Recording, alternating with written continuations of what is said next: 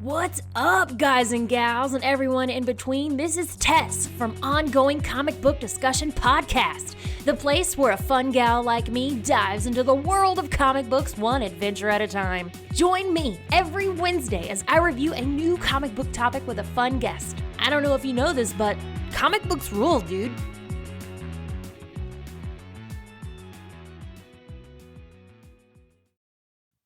Ellie, this song is from my past. Ball with the ball to bang.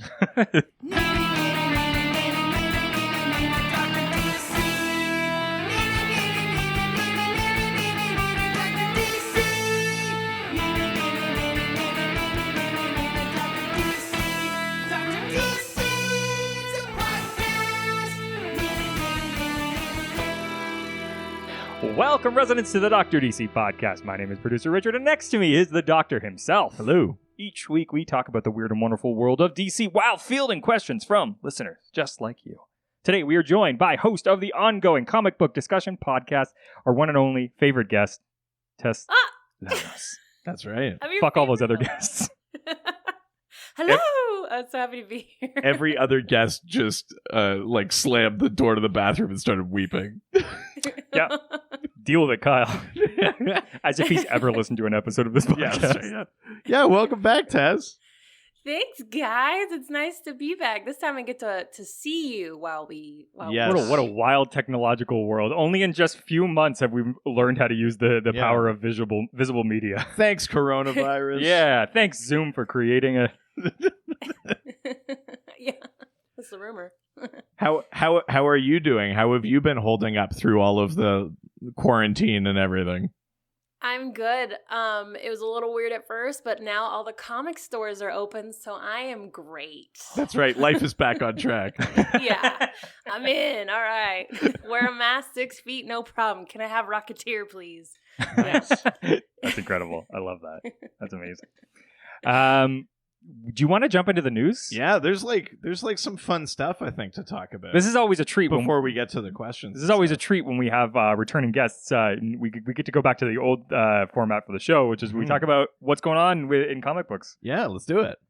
All right, so first piece of news. Oh, this one I'm very... you had to I almost do that. forgot the little thing there. God forbid if you'd forgotten that. I mean, I don't know what we would do. People have turned off. They've been like, I don't even know what's going on anymore. How could I possibly know? They wouldn't know when the segment's No, how could they know? They would just turn it off out of pure confusion. First piece of news, Michael Keaton in talks to play Batman in Ezra Miller's Flashpoint movie, if it ever happens. Right. So... Old Batman? Yeah, I guess. So the talk about this movie version of The Flash has been that they would do not necessarily the Flashpoint story where he goes back in time and ruins history, but like something where he hops through dimensions or goes... Inspired by that kind of idea. Because that's the thing that Flash can do with his powers, is hop between Earths and things like that. Tess, do you know the Flashpoint story very well?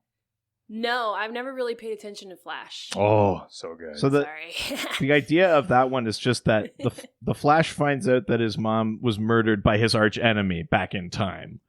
And so he goes back in time and saves her, and it shatters history. It just completely ruins time, basically. And he has to basically then go back in time again and stop himself from saving his mom.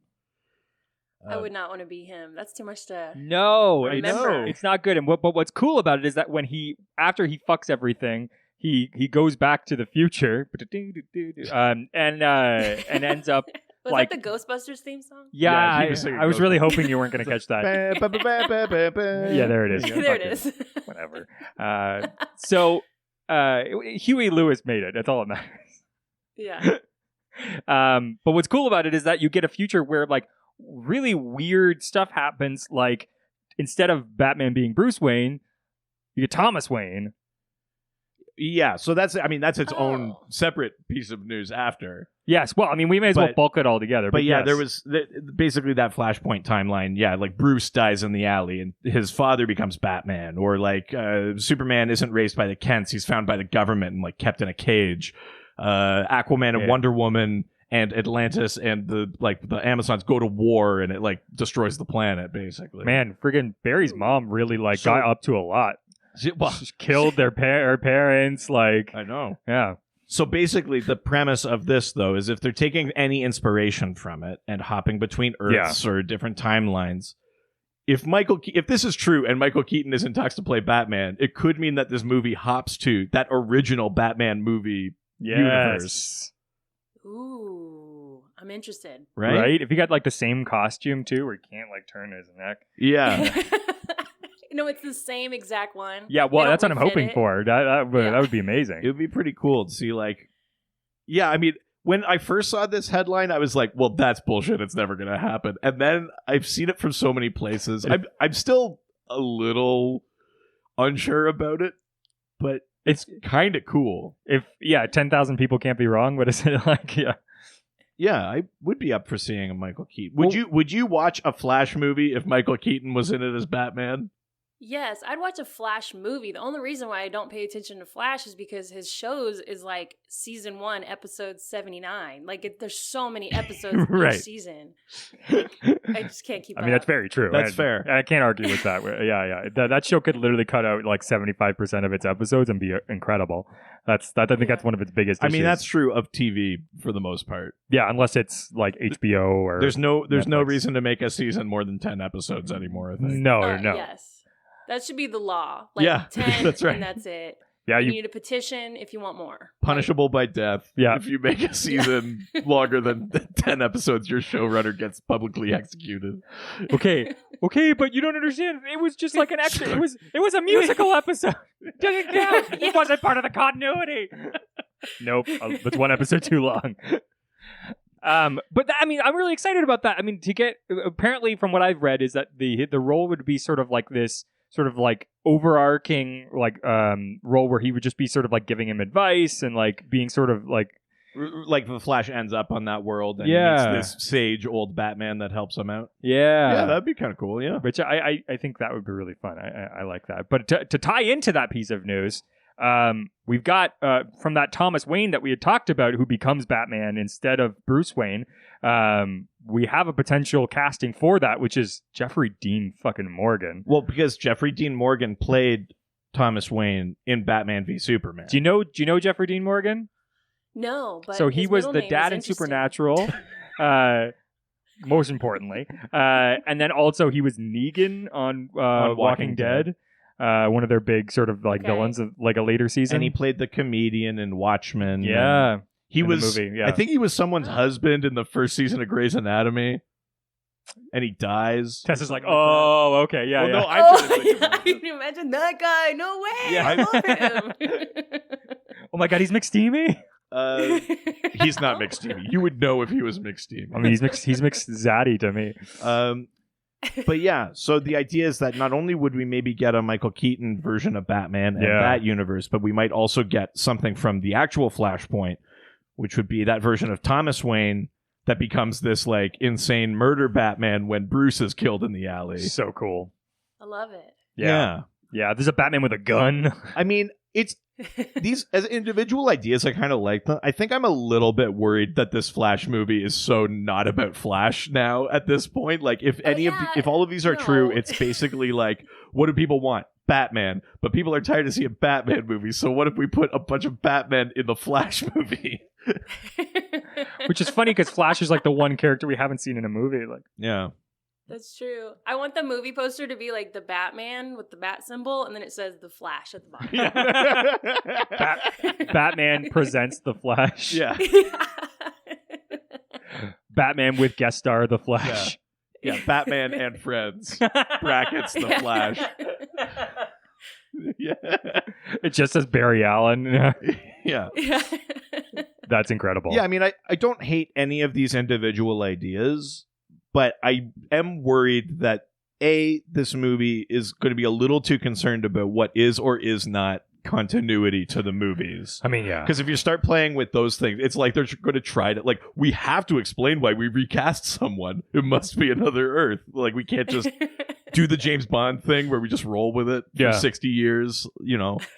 I'm a little bit worried about that. A little bit worried that we don't get to really enjoy what makes the Flash great, which is that he is not that grim. No. If we spend all this time with Batman, then it's more of the muck and the grime and stuff. The Flash is supposed to be sort of hopeful, lighthearted, and heroic, and not that he doesn't have tragedy, but like he's supposed to be better than it. Yes. You know, like he doesn't wallow in it like B-Man. What if the Flash is Batman's therapist? You watch it. Yeah, the sessions are over really quickly. Yeah. I mean, I would love to just see that movie now. Yeah. That'd be awesome. All right, we got a couple pieces of sad news in this. Yeah. Let's jump to the first one of it, which is Batman and Robin and Lost Boys director Joel Schumacher died at age 80. Yeah, he just died today. Did you like those Schumacher Batman movies? Oh, yes. Those were my movies. You just rewatched Batman Forever, if your Instagram feed can be trusted. Yeah. Yes, I did. I literally just posted and I was like, oh, damn. Like, it's like I planned that. That's a terrible joke. Did not plan that. Sorry. Wow. You know how there's no filters on jokes sometimes. They just roll right out. Well, you're on the right podcast for that. That's true. Yeah. Okay, Unfortunate that's jokes true. is the log line for this podcast. Yeah. So I mean, had you seen any of his movies other than those Batman ones? Were you into Lost Boys or like St. Elmo's Fire or St. Elmo's Fire I didn't really care about, but Lost Boys. Flatliners. Flatliners is dope. Flatliners. Sorry. No, please. Yeah, absolutely. Was it the new Flatliners or the old one? I think the old one. Yeah, the one with Julia Roberts. What's his name? Kiefer Sutherland. Mm-hmm. Yeah. That one I liked. I didn't like the new one. Yeah, I think I agree there. Kiefer Sutherland sounds like a grocery store in the United States. Like a department store. Yeah. Yeah, we're going to go to we're going to get some bulk goods at Kiefer Sutherland. I got a $60 Kiefer Sutherland sweater. Yeah. That's incredible. But yeah, I mean, Joel Schumacher was basically like an out gay filmmaker for almost his whole career, which was decades and decades. He's gay? I had no idea. Well, he was. It was pretty... that rules. Yeah, it was pretty trailblazing. And I think he got a lot of criticism for being very... I think the word you could use is like schmaltzy. Yes. Very melodramatic, almost soap opera-ish in his like approach to when things are good or when things are sad. He can be very sappy, sentimental as a filmmaker. Totally. And I think he got a lot of flack for that. He obviously got a lot of flack for his Batman movies because they were so starkly different from the Tim Burton ones. Yeah. You think so? I think they're really similar. Well, I mean, I think it's more that Schumacher was just making such like silly, fun kind of family Batman movies that he himself said reminded him of watching the 60s show. Yeah. Whereas Burton was sort of trying to do this weird, like, his kind of grotesque, gothic kind of thing. Which sort of like became like an archetype of what Batman became visually for a long time. Yeah. But I think that like what Schumacher, what he got hit for so bad too, was that he wanted it to be like you were playing with action figures. That was the idea, was that like that's where a lot of the context comes from these characters is playing with action figures. I do think over time people have a better appreciation for those Batman movies. I mean, we've talked about them. I love Batman and Robin. It's one of my favorite things to watch. I watch it all the time. Yeah, it's I Mr. think Freeze that puns, man. Sorry? The Mr. Freeze puns. Yeah, exactly. Yeah. I think that it's the same appreciation that people gave for the sort of 60s Batman TV show, like in hindsight, which is sort of people didn't take it seriously at the time, and now realizing sort of its comedy intent, realizes that it's great for what it was doing. But yeah, he was an out gay filmmaker for like his I had whole no career. idea. That rules. Very pioneering. He made a bunch of movies that are kind of classics, like Lost Boys, like Flatliners and Lost Boys and stuff like that. St. Elmo's Fire is well thought St. of. Elmo's Fire and what's it called? Falling Down or whatever, the one with Michael Douglas. Oh, I don't know. I don't know that one. Yeah, I mean, a great filmmaker, but yeah, he had been struggling with cancer, I think, for at least the last year, possibly a bit longer. But yeah, I didn't realize he was 80. That actually was the bit that really shocked me. Really, eh? I didn't realize he had. Well, because it feels like those movies, like the Batman movies, were made not that long ago, and I'm like, there's no way an old man made those. It's because I still don't feel like the 90s should be that far away. Oh, yeah. Let's not dwell on that. Yeah, right. Same. Oh yeah, Same. that's like. Yeah, let's not have this conversation. Rest in peace, Joel Schumacher. Yes. So let's talk about the next piece of news, which is Darkseid is in the first teaser for the Justice League Snyder Cut. Right. So Okay. Have you seen this trailer yet? No, I have not. But anything Justice League, it's a trigger. Sorry. I think we should watch it, and I'm gonna try to do Right now? share screen and see if I can make this work because Oh, I want to see if I can make this work because I feel like I can. I can also watch it on my phone. No, we got to watch it together. Oh, sorry. We're a family, whether you like it or not. Okay. Okay, let's see if I can do this. I'm interested to see if it'll share the audio. I've never tried this. Okay. Now I'm just playing with technology. Ooh. Look at this. Oh my god. Okay, here we go. Can you hear it? Can you hear it? There's not No, but I see it. It doesn't show much audio anymore. there's not much audio for this. Okay. Gal Sweet. Gadot. Yeah, we get a shot of Wonder Woman. Art guy thing. What's happening? End of the world. That's That's it. I mean, it's calling it a trailer, I think, is being generous. It's Um, a teaser trailer. It's a Yes, teaser. It's a trailer to definitely. the trailer. But basically, that shot at the end where you see like the ships and the flames and that shot is in the theatrical Justice League, but they put Steppenwolf in as the leader of that army. So was The it original initially? intent was that the first invasion that the Atlanteans Yeah. and the Amazons and the men pushed back was Darkseid himself, who is like the biggest of the big bads in DC. He's the character that Thanos is based on. So- Ooh. Talk to us about your thoughts on Snyder Cut, because I'm assuming they're close to probably what way we feel about it, but I'm Yeah. curious. You said it was triggering. Okay, well, I haven't seen this like the extended Schneider cut. Is it Snyder or Schneider? I'm blanking. Schneider. Haven't seen that cut, like the extended one on HBO. But like the Justice League itself is very triggering for me because like I think that it could have been. I mean, are you ready for this?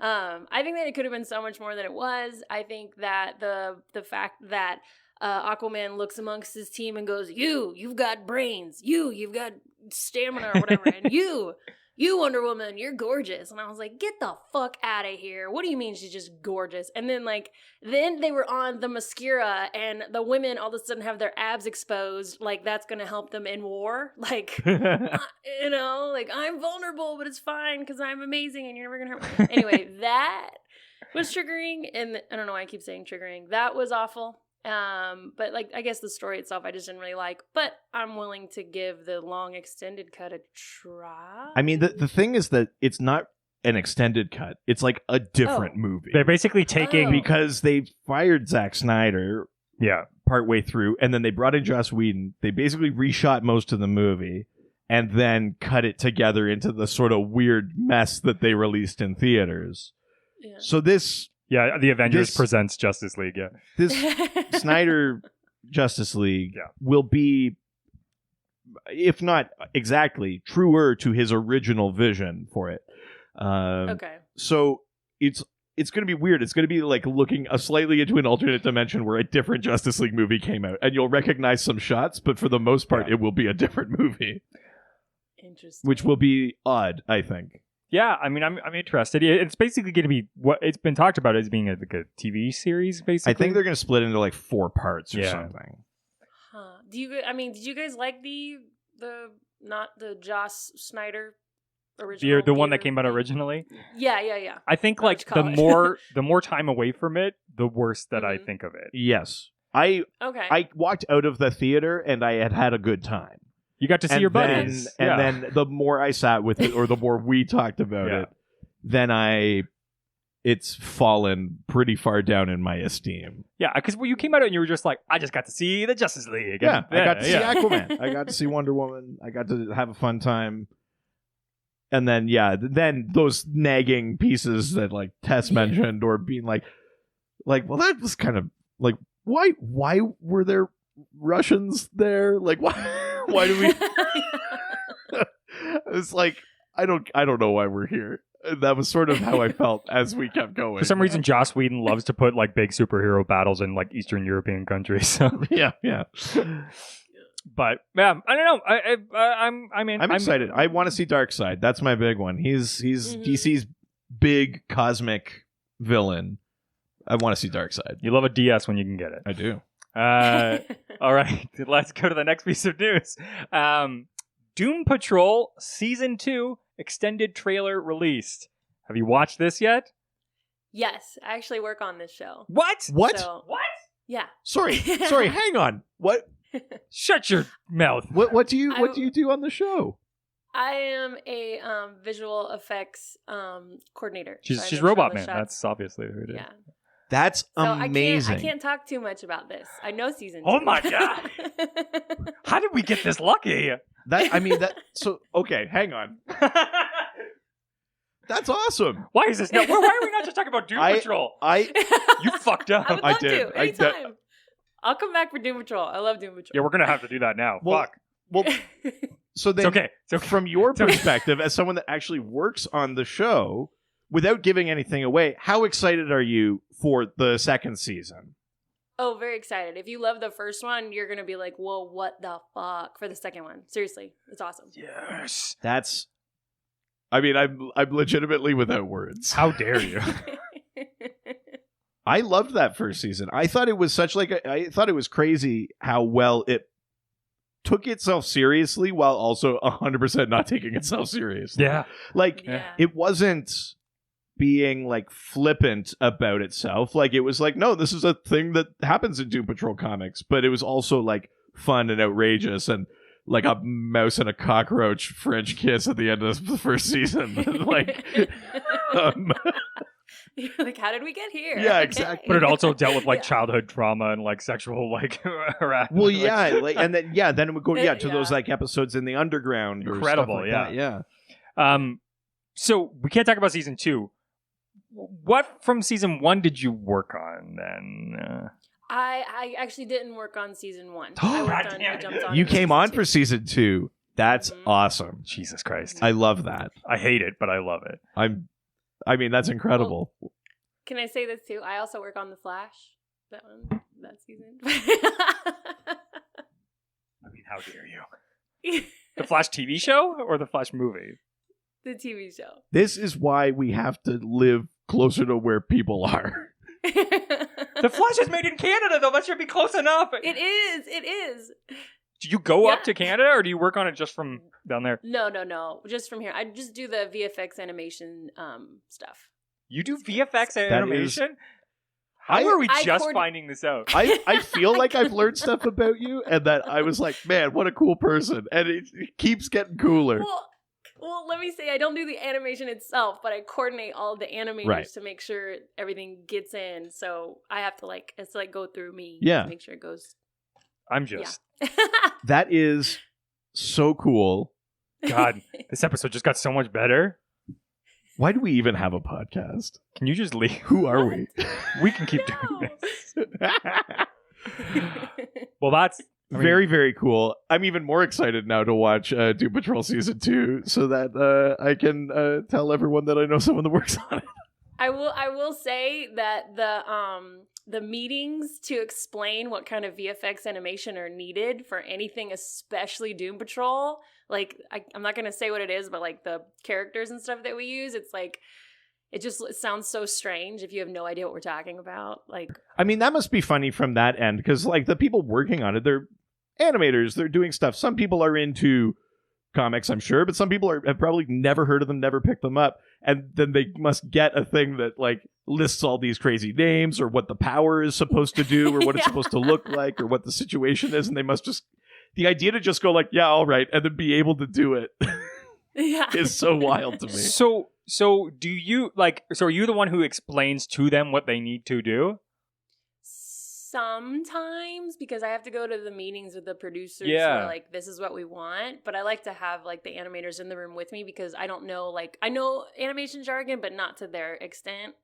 So for the most part, yes. Because I'd we say were just 70% like, of the time. here's this insane thing you need to do, and it's just like, Yeah, and they're like beep bop boop, okay, I did it, in like 8 hours done. Like It's crazy. It's fun because everybody there is just huge nerds, and I've never worked in a place with so many nerds because before that I worked in reality TV, and everybody's like, that's where we did like The Simple Life, the Kardashians and stuff like that. Real like, media.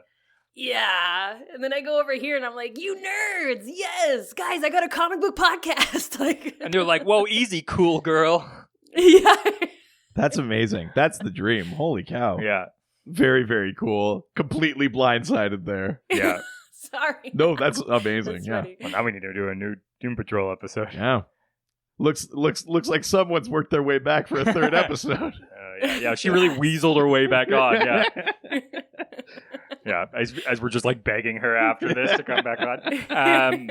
All right, let's go to the next piece of news, which is DC and HBO Max team up to distribute new comic book series. They're probably the most like, I can't believe this thing exists. I kind of can. We've talked about it before. DC and Marvel, lots of comic book companies in the past have done these things where they do like promotional comics, where they're very like corporate, these very sort of craven things. This is the most craven I've ever seen. Where you team up. But yeah, so The Warner, name. Say the name. Warner owns HBO. Yeah. Which is why HBO Max is home to all of these DC things. Yeah.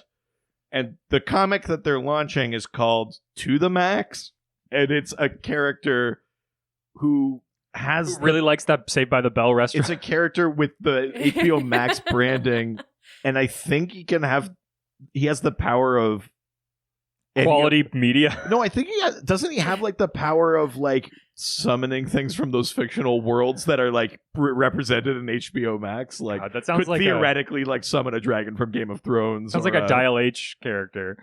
Yeah, but it's basically just a comic book that I think Jim Lee and like DC are working on with HBO Max to just promote HBO Max. That's all it is. It's a corporate thing. It's so craven. It's not more craven than the KFC ones that they did, though, with like the multiple Earth Colonel Sanders and stuff like that. I mean, I guess, but like, I can't.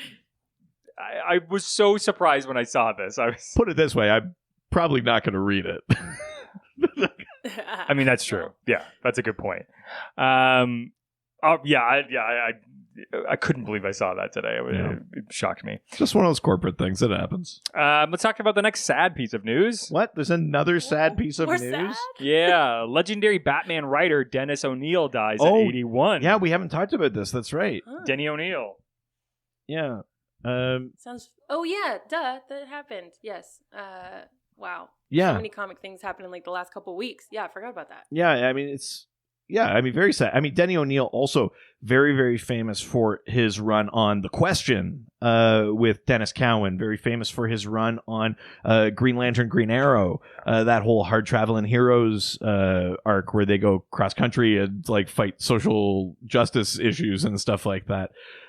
Denny O'Neil is an absolutely legendary comic book writer. Yeah, just very sad that he's gone. What's some like famous stuff that he's been sort of Didn't involved he do with? Ra's al Ghul, I mean, right? Didn't he?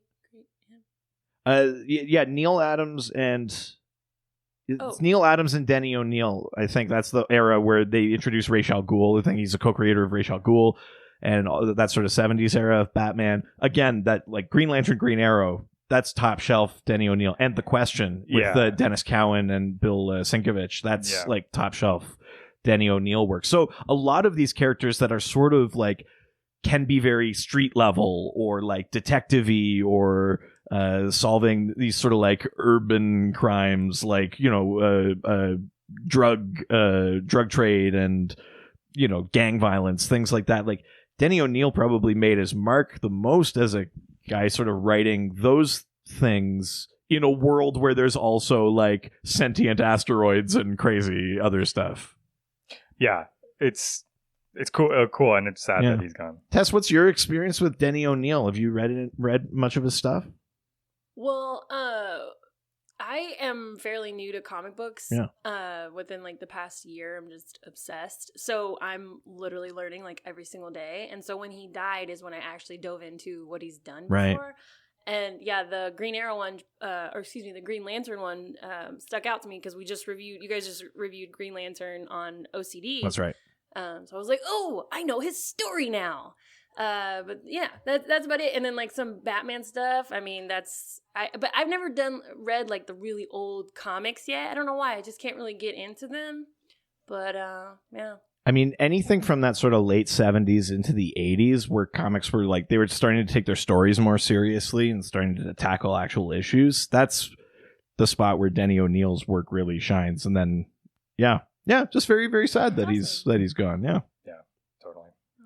All right, let's go to some happier piece of news, sort of. Batwoman Season 2 goes forward with new lead character discards. Okay, tell me everything. Oh my God, Kate I Kane. need to know. Tell me this. Okay, this I'm into. Go. Right. So we already had mentioned in a previous episode, we knew that Ruby Rose wasn't coming back. She left after Season 1. And then I think the CW said that they were going to not recast the role, but introduce a new character to take over as Batwoman. Yeah. Possibly with the idea of quote unquote killing Kate Kane, like killing Ruby Rose's character. Yeah. Which, I mean, I'm mad about that. I actually work on that show too. Oh my God. But no, I'm so upset. I know you guys are going to say something, but like I'm personally upset because I think that Ruby Rose would have done an amazing job. Yeah. I think that her acting needs work. Yeah.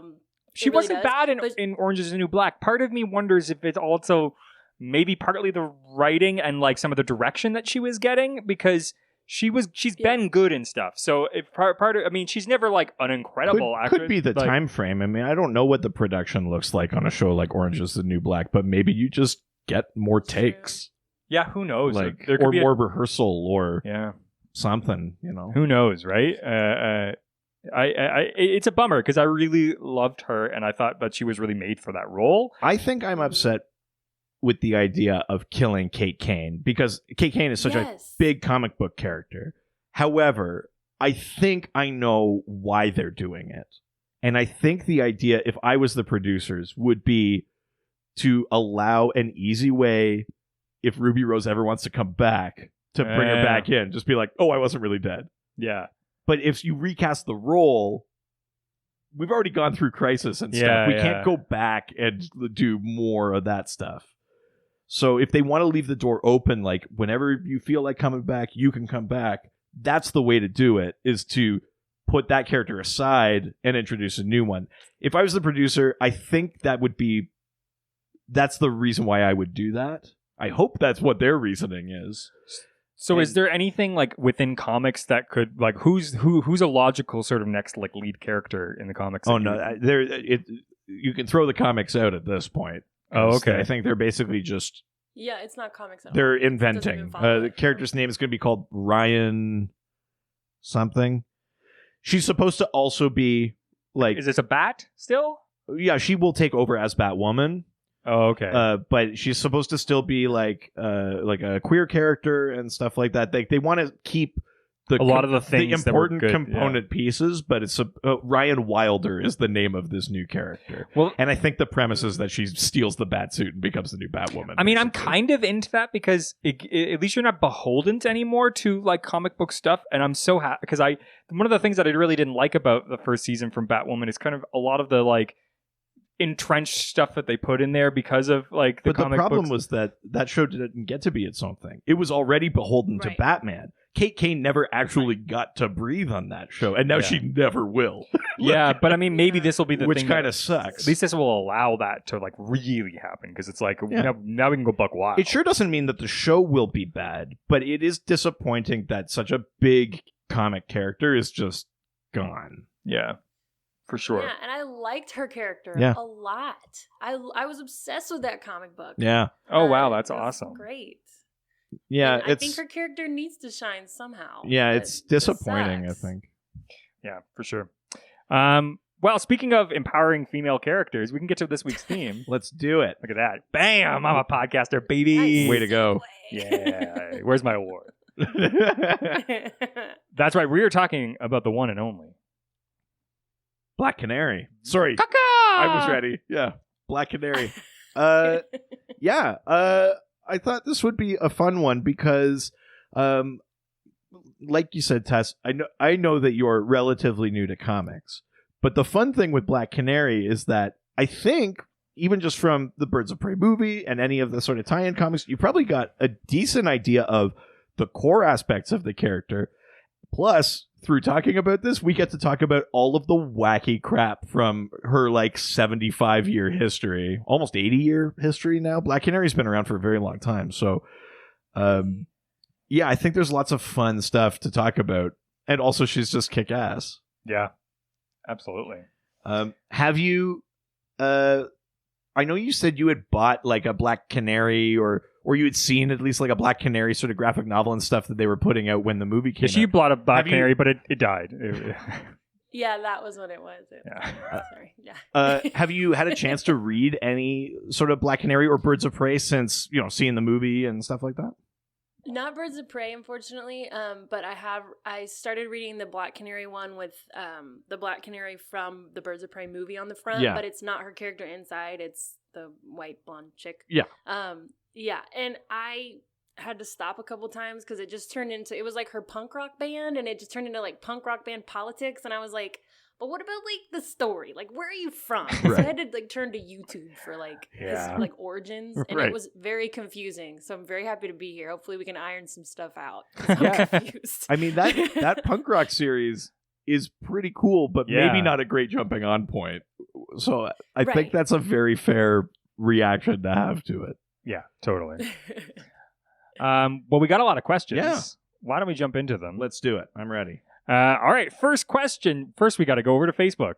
Go to the face and the book. Go to the Facebook. Yeah. First question comes from, obviously, a Red Wings player from the late 90s.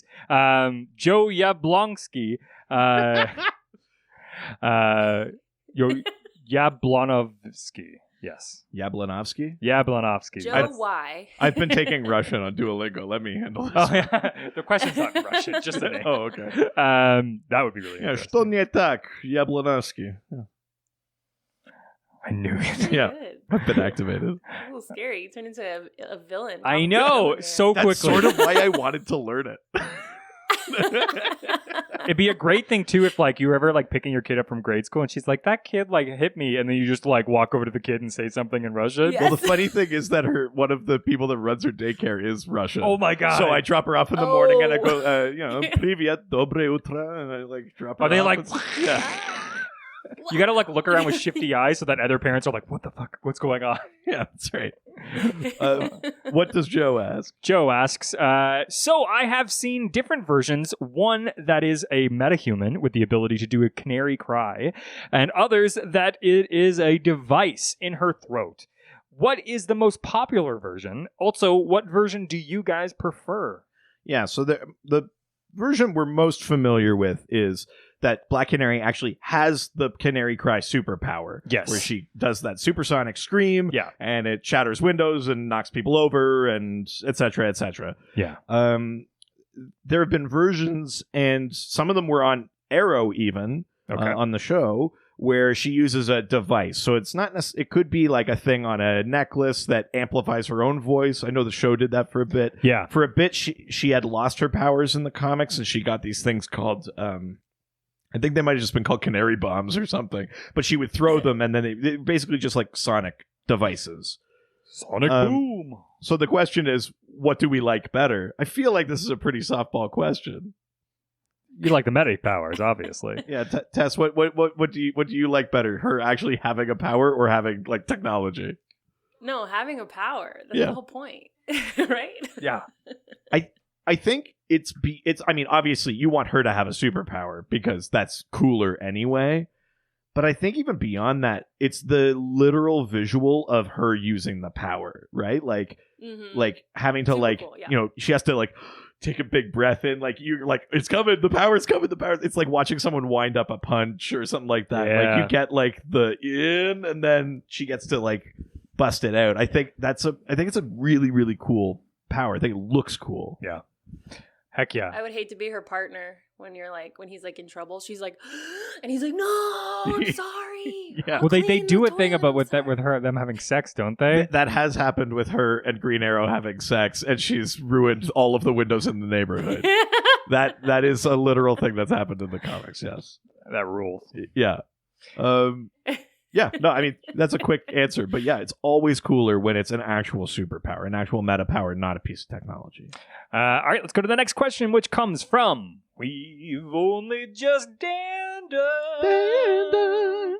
That's right. Dan Dunn asks, who were Black Canary's martial arts instructors? Where does she rank as far as martial artists? I contend she would beat any martial arts character in an MMA fight if you take street variables and such out. Her technique, athleticism is just better. Right. You're a martial artist at one point in your life. Yes. Oh. Now you're more of like a martial technician.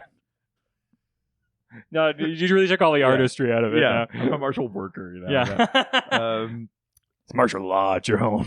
Right. So she's trained with a bunch of different people. She's trained against characters like Lady Shiva. Yeah. Who is in the comics, that's Cassandra Cain's mother. She's a deadly assassin. She's trained. She herself was then trained by like Richard Dragon, Ra's al Ghul, people like that. Yep. Black Canary has been through all of that.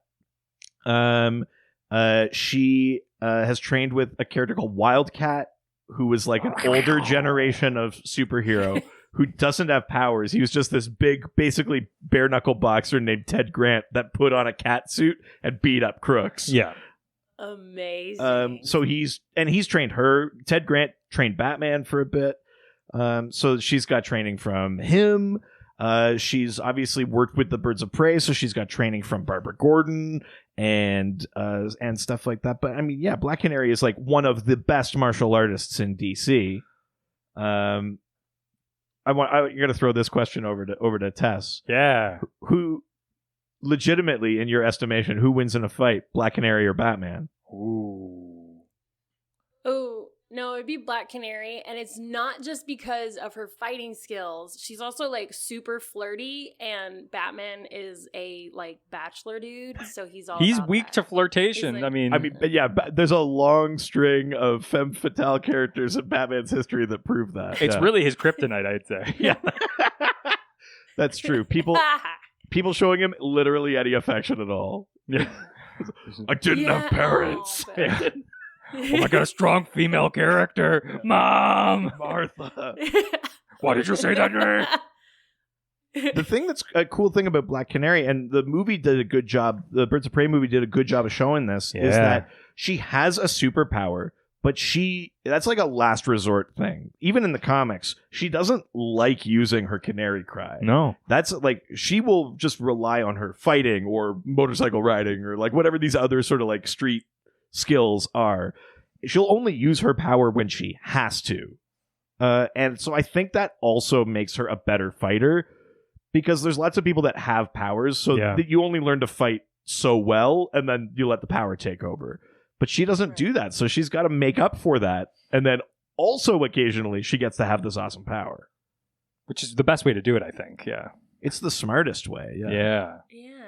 Because what's the first thing that happens in like every like superhero story is they take away your powers. Well, this is the thing, or if she gets, gagged or someone hits her in the throat or something, power's gone. What else have you got? Yeah. That's true. Yeah. Classic. All right, let's go to the next question from our old friend Chicken Matty. That's Matthew Poulter. That's right. Who asks, across both comics and media in general, what depictions of Black Canary would you say were the best and which were the worst? Well, I mean, how many were there? I don't know if I know that many. Weirdly, a lot. Really? So I know like the Arrowverse has got one. The Arrowverse has 3. Oh, yeah, that's right. Yeah, that's right. The Arrowverse, well, technically, the Arrowverse has 4. There was Sarah Lance. Yeah. It was the first one. Then she dies, and Laurel Lance becomes Black Canary. Mm-hmm. Then she dies, but you have already met the Earth 2 Black Siren, also played by the same actress who played Laurel. And then she eventually becomes a canary again as she becomes good. You also meet Dinah Drake on that show, played by Juliana Harkavy. She is Black Canary on that show. So you've got 4 canaries in the Arrowverse. Rachel Scarston, who plays Alice on Batwoman. Ooh, love her. played Love her. Black Canary on the Birds of Prey TV show from like the early 2000s. I want to watch that still. Is that any good? By the way? It sure exists. Is that your Black Canary impression? It's the I mean god, that's a grim time for superhero TV shows, I would say. But I think it's a bit of a cult classic. I think the people that were into it really, really love it. So there's that version. There's a couple of comic versions just based on the continuity or the era. And we got the movie now. Birds of Prey. Yeah. From Birds of Prey. So of the ones that we're familiar with, what are the things that we like? Or like, how are Who's the one that ends up with the Legends of Tomorrow? That's Sarah. She was the first Arrowverse Canary. That's my favorite one. She's got a lot of sass and attitude. I'm into it. Now, that version on the show didn't have powers. Yeah. But so she was just a cool martial artist. Yeah. Blonde wig, black outfit. Yeah. Yeah. I was into it. Yeah. All right. Just for reasons, all right? Shut up. Stop looking at me like We didn't that. say anything. Tess. Just cause, okay? Yeah. Yes. Tess, what about you? What's a sort of favorite Black Canary that you've encountered so far? Well, in my YouTube Origin of Black Canary deep dive, I really did. I had to dig for her because, like, I was trying to make notes and then I was trying to make sense of the notes and I was trying to make a timeline. Like, it was a little confusing. But the ones that I did see were a lot of, like, the animated series ones. And I will say my least favorite is when she's like, she just uses her sex appeal to get her forward in life, which I never like characters like that. But I do really like the Birds of Prey. You heard of Birds of Prey? Yeah.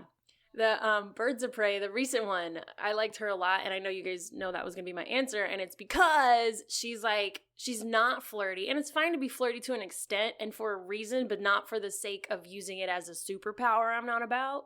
And that's definitely not her in this one. And like with this one, so she carries so much freaking trauma. Like I feel like in the other animated series, like she just has to keep starting her life over and over and over. But in the animated series, she's like this fun, like free whatever. But in Black Canary, Birds of Prey, she carries all that. Like it's heavy. You can tell.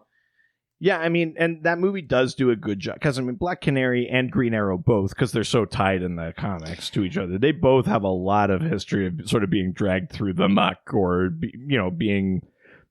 experiencing poverty or abuse or these sort of things. Like, there's a lot of history for that character that way. The movie does a good job. I mean, it doesn't really dive into it too much, but you know something is there. You know it's there. I very shamefully, I think, was going to say the animated one just because I remember an episode, a specific episode called Double Date, where it's her and Green Arrow are trying to tail Huntress and the Question. Huntress and the Question are working together. The Question is sort of trying to help Huntress do the thing she does in the movie, which is like solve her family or get revenge for her family's death.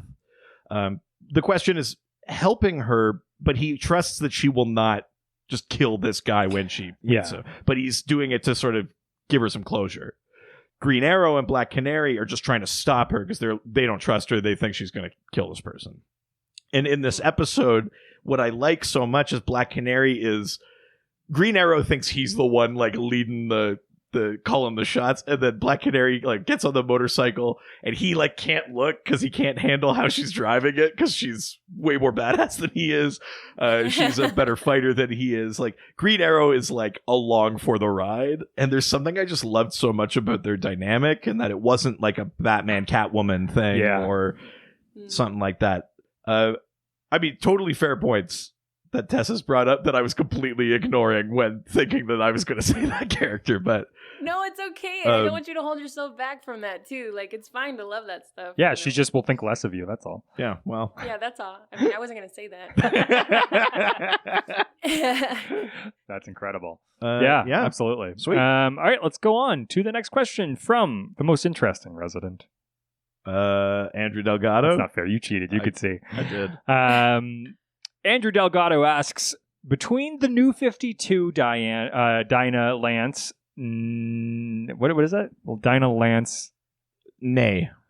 Like born. Oh, okay. Dinah Lance, nay Drake. Yeah.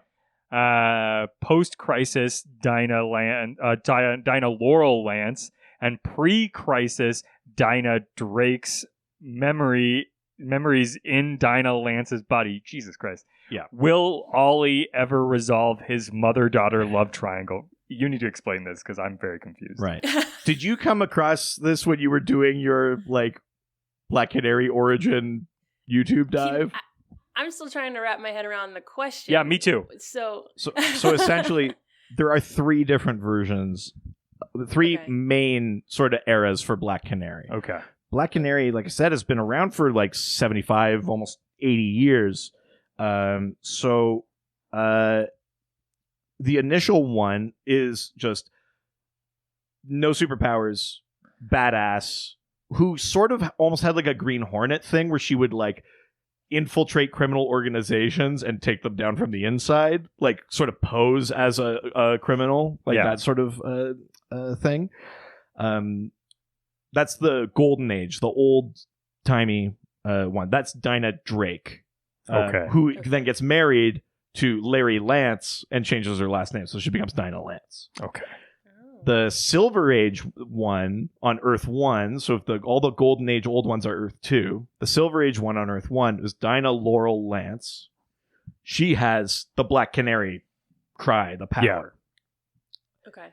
But the weird thing that they sort of did was they said that she has the power because a character called the Wizard cursed her.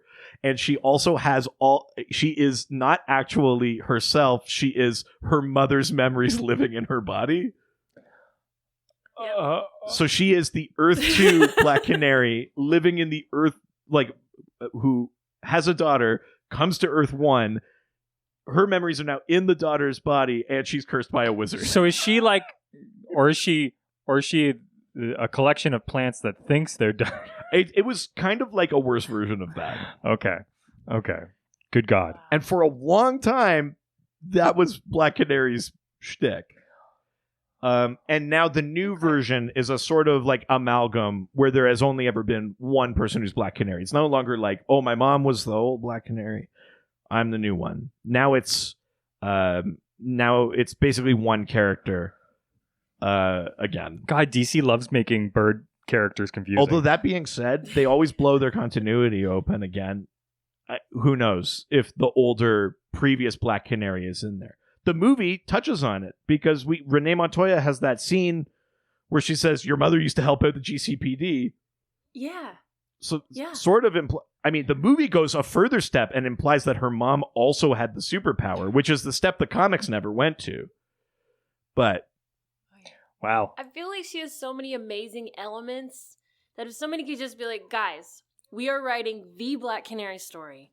This is it. These are the elements we can take, and this will make her, everybody's going to be a fan of her. Because right now it's like, do you like Black Canary? Sure. Like, she's not fabulous, but she's there. Yeah. I think the craziest part of this is taking a character that is so simple and making her so complicated. You know what I mean? Like, it'd be one thing where it's like, oh, it's Superman, and he comes from another planet. What if we made it so that, he had his dad's memories, and he came from a planet in another dimension, or like, you can it's see... Earth, but like Earth's farther away, but it's another dimension. You could see it going off the rails with an alien character, or a magic character, or something like that. But Black Canary is just like, she's a badass lady. Like, why did they make it so difficult? Yeah. Yeah. Totally. Yeah. And it was partly to try and do that thing where it's like, well, the old one didn't have powers, this one has powers, how do we explain that? Yeah. But they just made it so much worse. Good Lord. Yeah. Let's leave Facebook because that confused me. And I need to get it. We're going to go over to Twitter. Twitter. First question comes from That Goes Cray. Ain't it, Jay? Wachi Oda. Fish fillet. That's right. It's the You guys Cray write this Ghost. stuff? Yeah. This is really just an excuse for us to be musical. That's the only purpose of this entire podcast. Wait for our entire Joss Whedon musical episode. I would love that. The Crate Ghost asks, could you get Dinah to level her home and accidentally kill Ollie by sneaking in during the middle of the night and throwing a bunch of Lego bricks on the ground? What about her having nightmares? So basically they're saying, like, if she freaks out and just, like, blows her top, like, is she just going to destroy her? And how come she hasn't done it already? Well, this is 100% the point that Tess was making, right? Like, we get to get mad at things happening and just yell. If she does that, she levels her neighborhood. And has there been any instances of anything like that happening? Like the sort of casual thing, like she steps on or like on a piece of Lego and screams. Something accidentally happens and she uses her powers. I think there have been instances where she uses her powers and then doesn't foresee a certain consequence, like she uses them in a direction and something knocks into something else, or the whole sex thing. The sex thing, that one is a comic book actual thing that happened. But what would you think if you were Black Canary? What would be the most the thing you'd have to avoid the most to make sure this didn't accidentally happen to you? Having a baby. Oh yeah. That's definitely an answer neither of us were going to think of. That's very true. Yeah. No, I think I understand. Well, interesting. I was going to say roundabouts, but... Yeah, you get frustrated driving in roundabouts. Fucking people do not know how to use which is similar to childbirth in many ways. Some would say roundabouts are worse.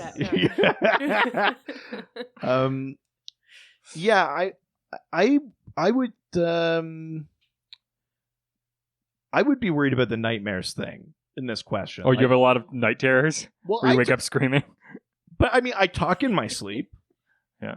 So, like, what's to say that one night I don't just start screaming? No, Especially if I had... No, Richard, this is my podcast. Especially if I had, like, superhero trauma, like... Oh, yeah. Right. I could see that being a problem. Yeah. I think it's kudos to Black Canary. I think she sort of has to operate the way Superman does.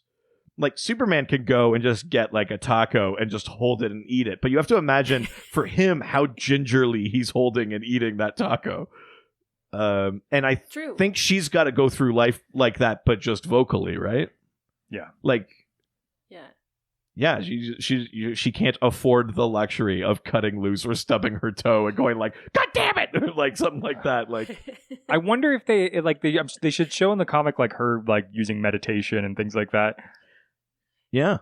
Wasn't she part of a dojo? Isn't that very like... I mean, she has enough martial arts training that I think you can make a reasonable assumption that she's learned some sort of means of centering herself and focusing to avoid those random outbursts that like we just have. Yeah. So almost like she needs to be part of a mojo dojo.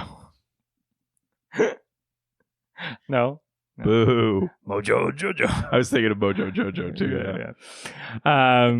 All right. Let's move on to the next question. What's that sound? Is it a canary cry? No, it's too early for that. It must be the cry of a donkey. That's right. Next question comes from Braydon.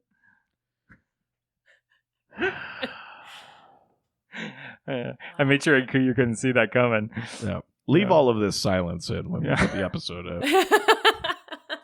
I haven't done it before and I won't do it again. Braydon asks, why did Black Canary and Ra's al Ghul's date for a period of time? And what was Green Arrow's reaction? Right. Bad. I'm going to say not like non-plus. Yeah, I mean, Green Arrow famously has his temper under control, too. You have failed this relationship. Well, I wasn't even thinking of the TV one, but yeah, that's true. Right. So before... We talk a lot, I think, about Gail Simone when we talk about the Birds of Prey and when we talk about Black Canary, because she had a very iconic run writing that. And she rules. But she is not the person that created the Birds of Prey. That it goes to Chuck Dixon was the writer that started on that series. Oh, wow. Okay. And Chuck Dixon is many things to many people. A prolific Batman writer, wrote a lot of Birds of Prey, but is sort of, to me, unremarkable, which is kind of a mean thing to say, but He's a Jim Lee of writing. he's a serviceable, middle-of-the-road kind of writer, I would say, for the most part. And he wrote a story that happens in that Birds of Prey comic where I can't remember what the setup was, but basically Black Canary sort of sees Ra's al Ghul as this exotic European fellow, and they kind of fall in love. Of course, it's Ra's al Ghul, so there's manipulations and stuff involved, but she kind of goes for it. They almost get married, if I'm not mistaken. Really? I don't know if it goes quite to like the Graduate thing, where it's or anything like that, but if they did get married, would she be Batman's stepmother-in-law? Wait. Right? She would be the step grandmother to Batman's son. Yeah. Well, that's not confusing. I don't think Batman and Talia ever formally got married. No. So I think they dodged the they did. in-law thing a little bit, but yes, basically they would be one big weird dysfunctional family. Yeah, it's a weird little story that basically never comes up again. It doesn't impact Black Canary's development as a character. It pretty much does nothing other than it's an excuse for like some weird like wedding kind of ploy dodge sort of thing. Yeah. Yeah. Again, they had no idea what to do with her. I just like, think that's a part of the problem. I think it was just, even with that team, I think they didn't really know what they wanted from it or where it was going. Gail Simone had a really clear direction. I mean, a lot of Gail Simone's Black Canary work was about her developing as a martial artist and a fighter and taking trauma and turning it into something constructive. And I think a lot of male writers writing Black Canary before, and this includes things like the Mike Grell, like Green Arrow Longbow Hunters thing, Black Canary is thrown in there and suffers like torture and kidnapping and stuff like that and loses her superpowers. But the point of it was to give Green Arrow something to rage against. It had nothing to do with her, right? And I think that's sort of also the case with this Ra's al Ghul story, is it's just like, and what if this happened? And it doesn't, it's not about character. It's not serving Dinah's story. It's just a thing. She's just a prop being moved around a chessboard, essentially. Yeah. All right, let's move to the next question from our favorite religious representative. It's Chris Chan. That's right. Who asks, how did they retcon Black Canary after Mike Grell's run? Did everything that happened to her in that run just get ignored? Right. So the thing I just mentioned, it's called the Longbow Hunters. And basically, it's like a 3-issue miniseries where Green Arrow and Black Canary are trying to live a bit of a domestic life. I mean, they're still superheroing, but you know, they're together. They're having these talks about like, do we want to start a family? Should we? Blah blah blah. Black Canary, I think, very wisely says, "I love kids. I would never bring one into this world." Wow. I think her line is, "I refuse to make orphans." Jesus. I mean, she's right. Yeah. She's right. I think she understands their line. Did you see Batman in the corner and like the shadows being like, "Come on." They in this one, I think it's in this one, they start running a flower shop called Sherwood Florist. Oh my god. Wow. Out of here. Wow. Yeah. You loved that, didn't you? Well, he's Green Arrow. Yeah, I He's know. got No, the I get Robin it. Hood thing and, Oh no, we get it. Yeah, no, that wasn't the part. allow me to explain. But in this book, Black Canary is trying to chase down cocaine trafficking or heroin or something like that, and she gets kidnapped and tortured, and it's incredibly implied that she is sexually abused. They later said, of course we didn't imply that, but like, if they didn't mean to imply it, they still found an excuse to draw her with very little clothing on, in a way that is not tasteful. Yeah. But basically the extent of this trauma thing is that it pushes Green Arrow to murder people. It makes him kill because he's so full of rage that he couldn't stop it and stuff like that. Yeah. And she loses her canary cry. She also loses the ability to have children. Jesus. Oh my God. Yeah. This poor girl. The Longbow Hunters for Green Arrow fans is considered like one of the big Green Arrow works. But from a Black Canary perspective, it's not great. Jeez. I would say most of it doesn't count anymore. Almost all of it is not canon anymore. From the loss of the powers to how deep they are into their relationship to the idea of the having kids. All of that stuff has basically over the course of time been wiped from continuity. You could pretty much take Longbow Hunters as its own little bubble now. That is where maybe character-wise or like personality-wise they're similar to how they really are. But events, you can pretty much ignore it at this point. It basically didn't happen. Well, I'm kind of okay with that. Yeah. Because yeah, I mean, it's one of those things where like you could give the benefit of the doubt that they were just trying to write a story that had drama and tension and something awful happening and that, but you still have to zoom out and say like, but what is the awful thing doing? Yeah. And this was Gail Simone's big point when she started doing that whole women in refrigerators thing. She was saying like what she wanted to do with Black Canary in her Birds of Prey run was take her trauma, whatever that trauma is, and turn it into something constructive. It's not that you can't make traumatic things happen to female characters, right? But what is it for? Is it just so that you hurt them so the male characters got something to do? Or do you hurt them and they turn it into something? That's the thing, right? Yeah. Exactly. And like superheroes in general, they all carry a bunch of trauma, and that's why we love them, because we either relate or we understand like why they act the way that they act. Yeah. Batman. But like it's like, and that's what I'm saying. Like Canary, she has a really hard life. Like it's difficult and it's silly how much luck she cannot catch. Yeah. And to show that in her character is really going to make her stand out instead of just like making her the filler character, you know? Yeah, and I certainly think since that era that Black Canary, especially because of things like the Birds of Prey comic and stuff like that, I think increasingly Black Canary is now a character where I think as a creator, I can't put her in that position because it actually doesn't make sense.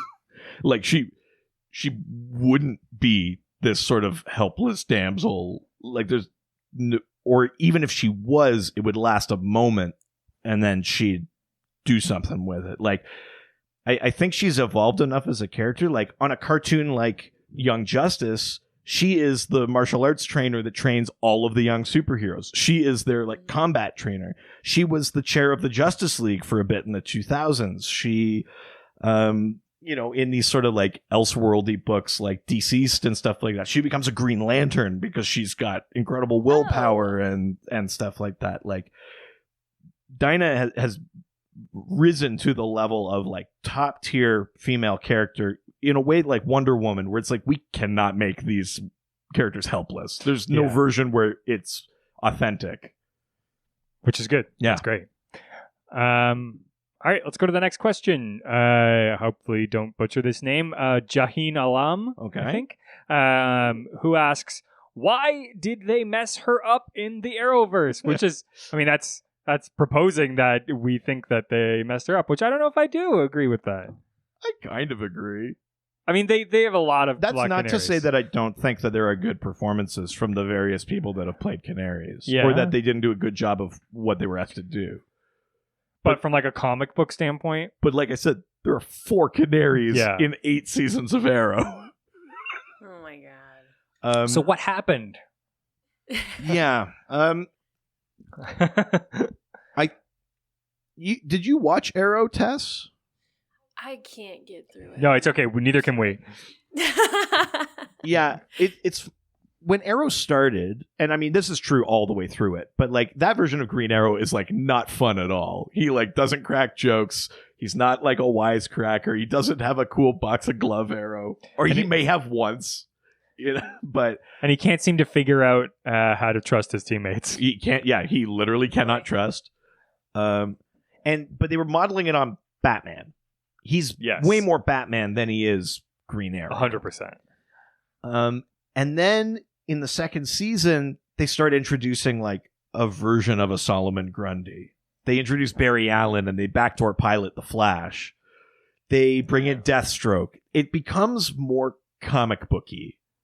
And I think what they do is they go, if it's more comic booky, we should bring in a Black Canary. But they go, but wait, we're still a serious TV show. We're a grounded, gritty one. Yeah. So let's throw people off the scent. We know we have this character called Laurel Lance.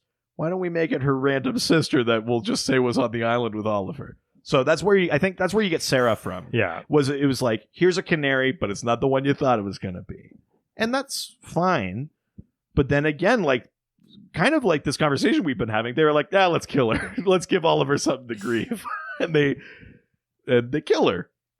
And then Laurel becomes Black Canary, and you go, okay, that's kind of it. But then you go, they still don't have powers. And, the Flash over there, that show, they've got powers, and we didn't manage to introduce powers over here.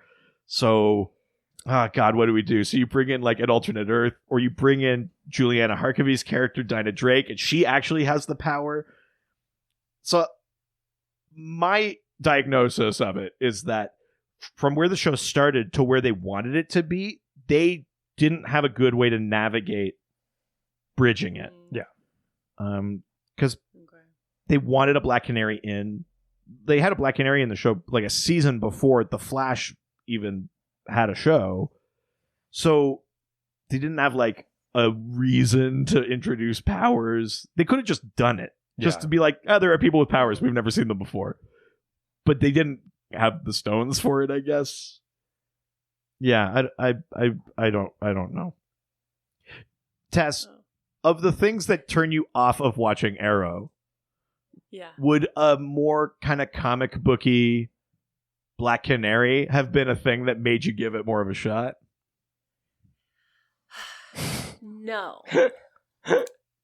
Amazing. Because I don't know, man. I just can't do that soap opera. It's the acting that turns me just totally off. I don't even know if that's answering your question, but I watched the first episode, my husband loves it, and then I watched it and I was like, oh, this is so dramatic. And they're so perfect. I don't understand. Yeah. I mean, so no. I think that's a fair point though too, which is maybe it's partially that they didn't know how to introduce something comic book accurate. Yeah. And also that I they just set up a show where you couldn't, like, just the way that the show is. Yeah. Yes, exactly. Like it's just they're too rich and perfect, and it's like if it's anything like the I don't know. I didn't watch it all the way through, but I just feel like the most trauma in those shows is the love interest. Yeah. The love interest is the most traumatic thing, and their heart is broken, and no wonder you blew up a building because they broke your heart. Like, I'm over that. Yeah. Yeah, I agree. Yeah. I think there's a lot of like Smallville vibes in early seasons of Arrow. 100%. Which is like, it was like, who are we going to take to the dance? Also, I'm Superman. Yeah. Don't you dare speak ill of Smallville. Fucking love that shit. Yeah. Did you really? Oh, I loved it. I gotta say, first 3 seasons, I was hook, line, and sinker. First 3 seasons, I'm all about it. But I was also a moody, emotional high schooler when that show was Yeah, we were. So that was like right where I lived. As an adult, I think I'm more with Tess, which is like, come on, guys, get your shit together. Which is funny because what Smallville turned into is, I think, where CW went with superhero stuff. Like, yeah, more comic book. Yeah. Which is like not what I want. But maybe that proves the point. Maybe that is the proof that like you cannot sustain a not comic book thing. Even the Nolan Batman movies fall apart. Like The Dark Knight Rises, there's only 3 movies first of all, but The Dark Knight Rises introduces all this stuff and you go like, but wait, like grand total, he was like Batman for like 18 months and then he quit. Yeah. And then how did he get back from the hole in the ground? And then you're like, he spent like 3 hours painting a kerosene bat on the bridge. It's like, like even those movies fall apart. Maybe there's just like a limit to how long you can run with something that's trying to be grounded and gritty before you have to become more comic booky. Yeah, for sure. No, I mean, that makes sense. And what do you mean by comic booky? How is that an adverb? Wait a minute. An adjective. That's awesome. Let's leave Twitter and head on over to Reddit. Where everyone's nice and no one's ever mean. And we'll do a last question, which comes from Never Say Die, Iron Joker 33. Very nice. Oh, yeah, every time. I don't get to do it very often, so when it comes out, it's a lot of fun. That was a good one. Iron Joker 33 asks, what is your favorite version of Black Canary's costume? Ooh. Did she have a bad 90s version? I mean, they all had bad 90s versions. That's true. She did. And I'll get to it. But I want to hear what people's sort of favorite version of a Black Canary costume Because for me, like, instantly, it's the version that I know is probably not good and, like, isn't practical, which is, like, the fishnet ones.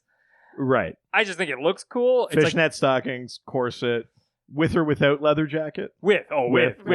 Yeah. And I could leave the corset. But I think it's a cool look. Well, you can't leave the corset or there's nothing under the jacket. Well, I know, but just put like a black tank top or spilling something. out. That's what I mean. Right. It's really more about like the jacket and the fishnets. But the like in my mind, I'm like, is it over sexualizing? And then two, it's definitely not practical for fighting. But that's the like one in my head. Right. I guess. What about you, Tess? I'm not. No, I want to hear you guys first. I'm not going first. I mean, I'm the girl to your point, I can't remember what the comic is, but it's very easy to find this panel online in like a Google search. There's a comic where I think it's Wally West as Flash says to Black Canary, like, high heels aren't exactly like effective combat attire. And she goes, oh, really? And she grabs the little flash things on his mask and just turns his mask sideways so he can't see. And so her point is That's basically cute. just like, let me dress however the fuck I want. I'm tougher than you. Yes.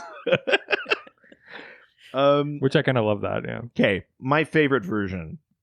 I kind of like the current look of Black Canary in the comics, which is it still has the fishnets, but they're more like combat boots, sort of like shorts. Yeah, okay. And then like it's sort of like a blue kind of I'm going to say something stupid like combat corset. You can almost assume it's got some sort of like bulletproofing kind of thing. And then leather jacket.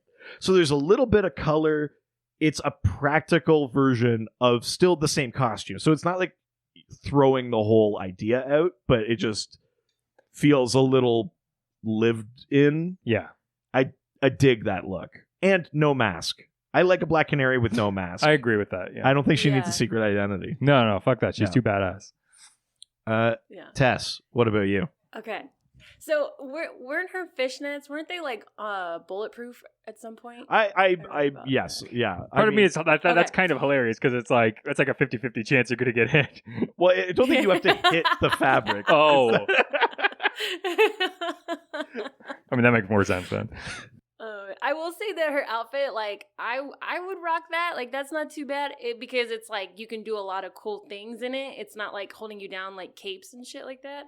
But what was I gonna say? Oh, in roller derby, we would wear fishnets, and anytime we skid on the ground, it was like you had to pull it out of your skin. Ooh. Like, it hurt really bad. Right. So if she doesn't get what we call like rink rash, then fine. But if it's just normal, you know what I'm saying? That's a fair Like, if it's point. normal fishnets, yeah.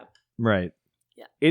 So they got to be like state of the art fishnets. Yeah. I mean, That's what I I'm think it's a good like visual distinguishing feature, you know, like like Superman's spit curl or like stuff like that. But yeah, it's maybe Yeah. not super practical.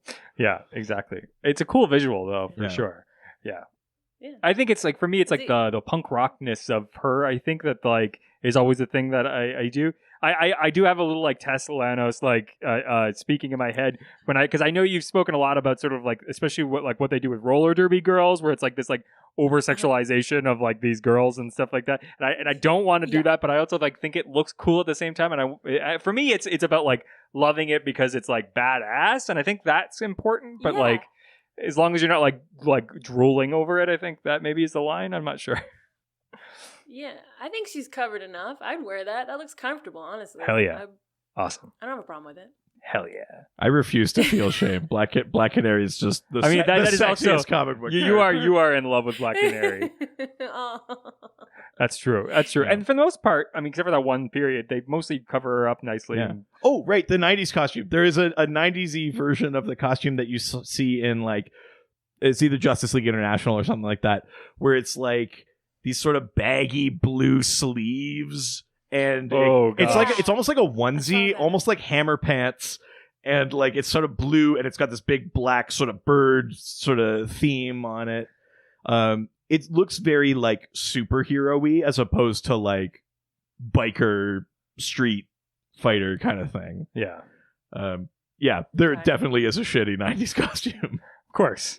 It's extreme. Yeah. There's a shitty 90s costume for every comic book. Oh, character, yeah. honestly. All of the best ones have a shitty 90s version. Yeah. Love it. That's amazing. Well, that was the last question. All right.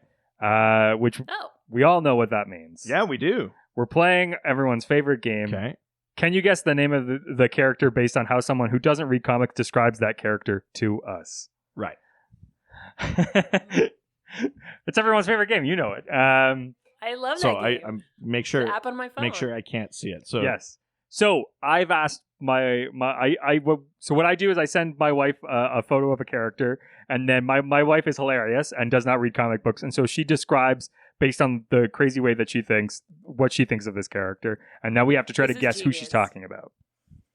I'm so excited for this. So, first clue. You can guess as many times as you want. Also, Right. First clue. Floats around and looks pretty full of himself.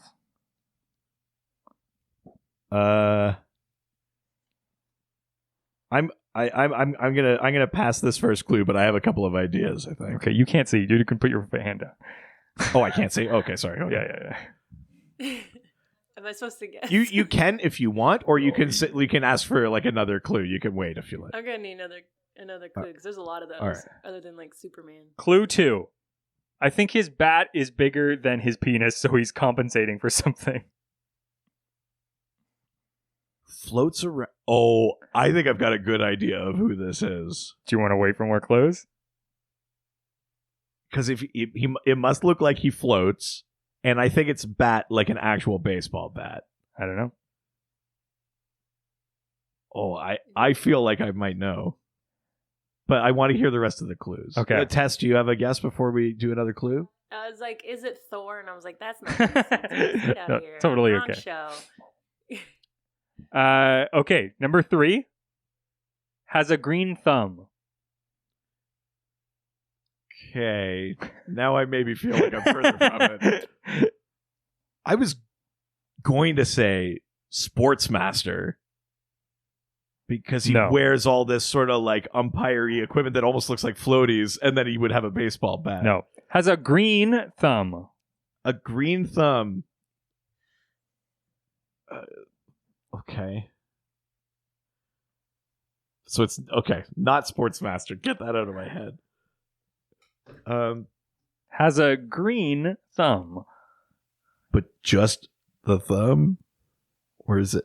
No, like plants. Right. Like a green thumb. Like really. Maybe. okay. So plant characters who look like they would be smug if they were floating, and whose bat is bigger than what? What was that one? She thinks his bat is bigger than his penis, so he's compensating for something. Okay, Ready for the last Dude, clue? I don't know. That's I hard. think so. The last clue is a guy. Oh, Oh, Damn it. Okay. fuck! I know who it is. It's a Guy Gardner. That's right. It's Green Lantern Guy Gardner.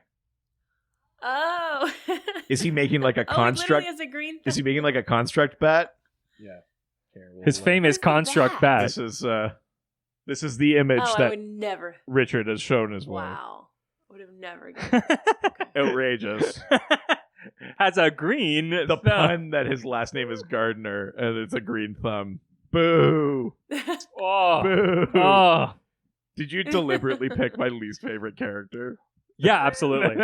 I also chose that because there was a toss-up whether this episode was going to be Guy Gardner or Black Canary. That's true. This was very close. This was decided by the fans, by the listeners, and it was like down to like the last 2 hours of voting. It could have gone either way. It was awesome. Fuck those guys. Amazing. That was awesome. Love it. Tess, Thank thank you you. so much for coming on the show and talking about Black Canary. That was so fun. Thanks for having me, guys. I love course. being here. Of course. Do you want to plug your show? Tell people where they can find you online? Sure, why not? You can find OCD or Ongoing Comic Book Discussion podcast, where I'm just a rookie comic book reader, and I just ask people a lot of questions, and it's really fun. So, at OCD Podcast on Instagram, and then Facebook.com/OCD Podcast. Yeah. Nice. Also, watch Doom Patrol Season 2. Watch Doom Patrol Season 2. Watch The Flash. Watch Batwoman. Anything else? Supergirl. Watch my Supergirl. God. Jesus. If you aren't already watching all the CW shows, watch them and watch Doom Patrol. Yeah. I can't believe What an oversight. I can't believe that we've gotten this far in and that bomb dropped. Unbelievable. Incredible. I'm mad at Kyle. Yeah.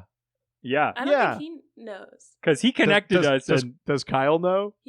No, he doesn't know. I don't really tell people what I do. Ooh, I think- now I got something to hold over. Never tell Kyle. No. Let's Yeah. never Okay, tell him. I'll never tell him. And he won't listen to this, so he won't know. No, that's true. That's also very Perfect. true.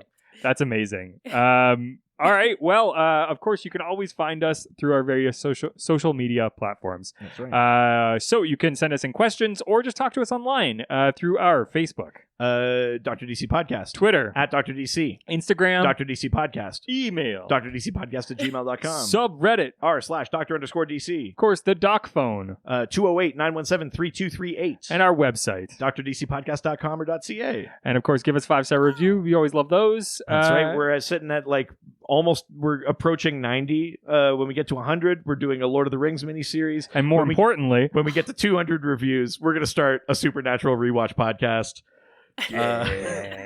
yeah, obviously. And of course, we've got a Patreon.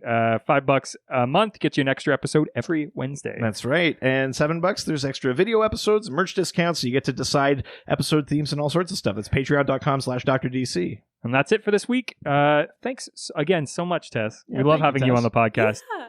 And then we have another reason to bring you back on. So, Anytime. all right. Say goodbye, Tess. Bye, Tess. Ciao, ciao. Adios. Heroes, they always fight for what is right. Live with danger and adventure, they are men of might. This was a Brain Freeze podcast.